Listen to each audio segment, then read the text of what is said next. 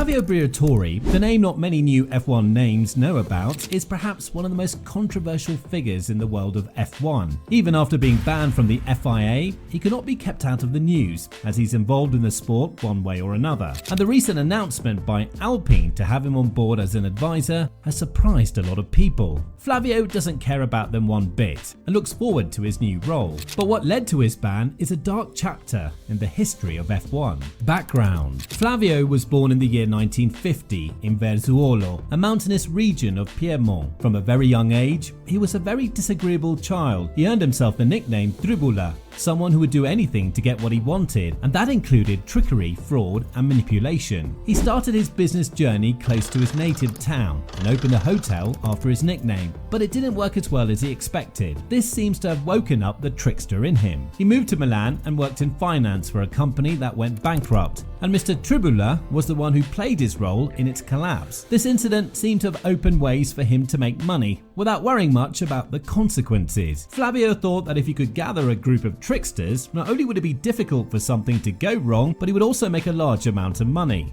He gathered a group of like-minded people, started rigging gambling games, and made a hefty sum of money. He realized at this point that to become rich, he would have to trick his way to the top, not caring about the amount of risk involved if things were to go wrong. And as they say, if something can go wrong, it will go wrong, and it did for Flavio. The authorities acted against him and his group, and he was sentenced to 3 years in prison in 1986. The charismatic man used his contacts to get out of there, and he started working for Luciano Benetton in the mid-80s. For all the tricks he had under his bag, he was a very shrewd guy, and he quickly made his way to the top of Benetton's US operations. And when one day in 1988 his boss took him to the Australian Grand Prix, and the Formula One world was not ready for Flavio Briatore, Flavio's entry in the world of F1. This was the beginning of something quite spectacular and a game changer for the Benetton team. Flavio's eyes were wide open to see everything that was happening on and off the F1 track. He was so enchanted by it that it was just a matter of his boss asking him to spend just a year with the team to see what unfolds. And within no time, Flavio was in charge of the whole team. Flavio, very early in his role, realized that he would need great minds in the team and some highly skilled drivers to get his teams to insane heights. And it would not be wrong to say that the Benetton team got a lot of advantage from having a quick-witted guy like him in charge of the team.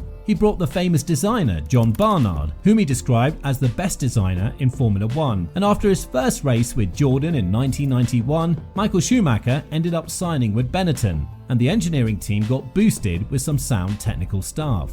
This was the recipe that was needed for Benetton to do wonders under the dynamic leadership of Flavio. Michael Schumacher won back-to-back titles with Benetton in 94 and 95, with the team also leading the charts in constructors standing in 1995. The young kid from Italy, who saw a lot of ups and downs to make his way out of poverty, has now led a team that was way down to the F1 glory multiple times. Even he could not believe that he was beating some of the most well-established teams in Formula One, with superstars like Ron Dennis, with an up-and-coming youngster, and a team that was nowhere before he arrived. However, the team that he established could not hold up, and Michael Schumacher left the team for Ferrari. In 1997, Briatore was removed from Benetton, returning as a team boss. Renault bought Benetton in 2002, and Flavio Briatore was back to lead the team. This was again the start of some of the most amazing years for him, with the likes of Fernando Alonso joining the team in 2003 as their main driver. Young Fernando showed promise and won his first race the same year. In the year 2005, the team had drivers and cars that would go on to win the world title. Renault had a great challenge to overcome with the likes of Michael Schumacher in full form in the red car, but they put on impressive performances, and Fernando Alonso was able to win back-to-back championships, giving Flavio more titles to his name to brag about. And what happened in his earlier stint followed again, as Fernando Alonso left Renault for McLaren in what proved to be a year that he would not want to remember. Renault by that time had lost its balance. They seemed to have exhausted themselves going toe-to-toe against the almighty Ferrari in the 2006 championship. Their car also started to have many problems with the wind tunnel, and this pressed the panic button for the team, and Flavio's instincts to not go down the path he went down with Benetton after Schumacher left kicked in. win. He started thinking outside the box, to the point that he wanted victory even if it was at the cost of a rigged race. Crashgate, Singapore Grand Prix 2008. After a rough year at McLaren, Fernando Alonso joined Renault in 2008. This did help to some extent, as he was able to get the most out of his R28, but the team was nowhere near what it was expected to be, as Alonso's teammate, Nelson Piquet Jr., was not able to do much with the car. There were also warnings from the board that the team might exit from F1 altogether, and this was the time for Flavio to use all his tricks in the book to snatch a victory by any means, instilling confidence back in the team as well as the drivers that they could still get something out of the difficult situation. And their plan was this: Nelson Piquet Jr. was given a plan by Flavio and their engineer Pat Simmons to deliberately crash the car strategically at a time when Fernando Alonso had already pitted, giving him an advantage over the rest of the drivers. When Nelson Piquet Jr. heard the word push from the team boss, he did what he practiced during the formation lap at the exact same spot on lap 13 and crashed his car, giving Alonso an advantage over the rest of the cars, and he went on to win the race. The plan panned out exactly as they had imagined. However, there were talks that there was something wrong there. When Piquet was kicked out of the team the next year, he went to the FIA and told them about the deliberate crash that was planned out by the team boss and race engineer. The FIA started to investigate the matter and all the parties involved. After completing their investigation, the FIA gave a verdict that the race was deliberately fixed by the team boss and race engineer. Flavio Briatore was banned for life, while Pat was banned for 5 years. This incident had a big impact on the world of F1.